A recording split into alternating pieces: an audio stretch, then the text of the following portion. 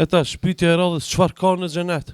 Tash, shikuesit se unë e di me çfarë njerëz kam punë, me çfarë. Shikues më njerë kam e thonë, po ku e di hoxha o kon? Hoxha e transmeton atë çka e thot Allahu dhe pejgamberi sallallahu alaihi wasallam. Njëherë për gjithmonë kuptoni. Po hoxha çka ka lexuar, çka ka studiu gjatë studimeve, për çfarë është edhe hoxh. Unë e ti nuk jena hoxh. Ne kena profesione tjera, për çfarë edhe nuk e dim. Hoxhallort e dim se ka studiu 10 vite, 15 vite mbi libra në ne, andaj është përgjegjës për me tregu se për xhenetin, për xhenemin, çka ka në xhenet, çka s'ka në xhenet, çka ka në xhenem, çka s'ka në xhenem, apo kuptoni. Kjo është pyetja, pra, domethënë çka ka në xhenet. Po. Fillimisht pyetja apo tema për xhenetin është tema e ghaibit, tema e fshehtë. Pra flasin për gjërat që ka të bëjnë me fshehtësinë që e di vetëm Allahu subhanahu wa taala. Prandaj gjërat, edhe në Islam është këtu, gjërat të cilat janë të kësaj natyre, pra ilmul ghaib, të dituria e fshehtë, që e di vetëm Allahu subhanahu wa taala, nuk ka mundësi nxirret përveç se nëpërmjet ajeteve kuranore apo hadithe të profetit sallallahu alaihi wasallam. Prandaj këto gjëra nuk janë ma mermendja apo mendoj kështu, mendoj ashtu, as me zbulime, as me tentativa të ndryshme, kërkime të ndryshme, nuk mund të arrish deri te ilmul ghaib, pra deri te dituria e fshehtë e Allahut subhanahu wa taala. Prandaj kjo duhet të jetë diçka që ka ardhur në Kur'an apo në Sunetin e pejgamberit sallallahu alaihi wasallam. Kjo janë vula. Po, edhe nuk kena drejt flasin për këto temë përveç se me argument. Po, da. Pra janë tema të së ardhmes, të cilat nuk i di askush përveç Allahut subhanahu wa taala. Pra askush. Edhe i dërguari sallallahu alaihi wasallam nuk i di, pas edhe meleku më i afërt Xhibril nuk i di, pa i treguar Allahu subhanahu wa taala, sepse janë gjëra të së ardhmes. Po. Prandaj në xhenet ka shumë sende për të cilat neve i marmi nga Kurani dhe Suneti. Pra informatat të cilat na kanë ardhur nga Kurani dhe Suneti, dhe prej tyre pra në xhenet ka, ashtu si ka thonë Allahu subhanahu wa taala në hadith kutsi, aty do të ketë gjëra që nuk i ka pas syri. Pra neve edhe pse janë me emra të ngjashëm, ne do t'i përmendim disa prej tyre, me emra janë të ngjashëm, mirë po nuk i ka pas syri asnjëherë, nuk i kanë dëgjuar veshi asnjëherë dhe nuk mund t'i paramendon as mendja njeriu. Pra, wala khatar ala qalbil bashar. Pra nuk ka mundësi ti parafeton ti sa dush ta afrosh parafeturimin ton për një gjë që e ka emrin e njëjtë, pra dhunti e xhenetit, me emër të njëjtë të kësaj dynjas, por nuk është ashtu, shumë më e mirë dhe shumë më e këndshme dhe shumë më e lezetshme kështu me radhë. Pra shumë më e mirë se sa neve që mund ta mundesh me paramenon. Po. Është kur se s'bën më mor shembull, domethënë e paramenon knatësinë më të madhe që ka në botë. Nuk është, diçka është alo më mirë. Është shumë lart, jo se nuk është. Është shumë lart se ajo çka e përjetojmë ne në këtë dynjë është me përmasat dhe rregullat dhe sistemin e kësaj dynjë që ka kriju po ashtu Allahu subhanahu wa taala. Ndërsa atje ndryshon krejt rregulli.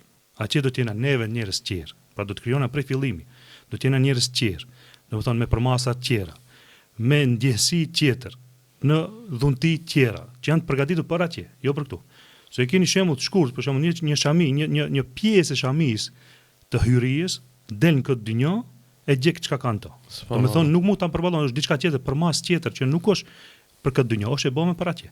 A për atje do të jetë hyri shumë e mirë, shumë e këndshme, e heshme, por që ti do ta përballosh dhe do të kënaqesh me ta.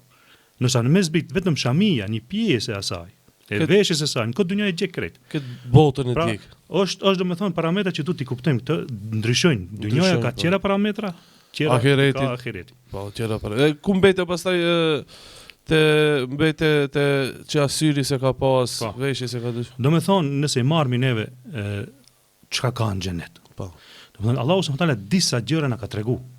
Domethënë çka ka në xhenet, e na ka tregu se bile na ka folë me gjuhën që prap neve kuptojmë. Edhe pse nuk mund t'i paramendojmë, por neve i kuptojmë. Për shembull ka thonë që ka Ibn Taymija shpesh e përmend, thotë se Allahu subhanahu wa taala ka përmend xhenetani. Ka përmend dy xhenete që janë përgatitur për el-ebrar. Pra kush janë këto el-ebrar? Janë njerëzit e mirë, njerëzit që kanë mundur të jenë të mirë në raport me Allahun subhanahu wa taala dhe në raport me të tjerë. Për këto thotë që janë el-ebrar, Ibn Taymija thotë për këto ka dy xhenete, të cilat janë zbukuritë e këtyre xheneteve janë nga argjendi. Pra edhe zbukurimet që do t'i vishen, që do të zbukurohen njerëzit, janë nga argjendi, po edhe vetë ndërtesat janë nga argjendi, edhe enët janë nga argjendi. Ndërsa thot xhenetani, dy qera që i ka përmendur Allahu subhanahu wa taala, që janë për al-muqarrabin, për njerëzit afër të Allahut. Njerëzit do të thonë që Allahu i mban afër, për këto çka do të jenë dy xhenete që stolijtë e tyre dhe enet e tyre do të jenë prej ari. E pastaj të dyja të kanë përbashkë ato pjesët që janë përmend në xhenet, që ka misk, domethënë ndërtesat janë njëra prej ari, prej argjendi kështu me radh, malteri apo ajo ngjitja është prej misku kështu me radh. Pra ka shumë gjëra.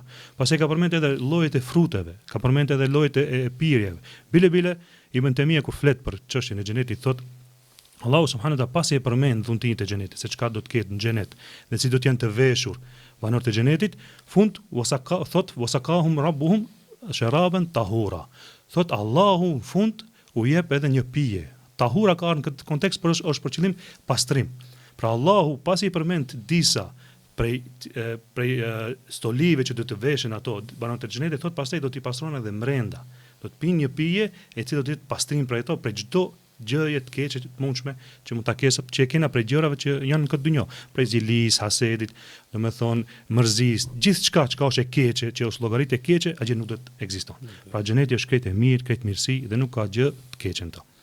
Alhamdulillah, Allah na mundsoft. Amin.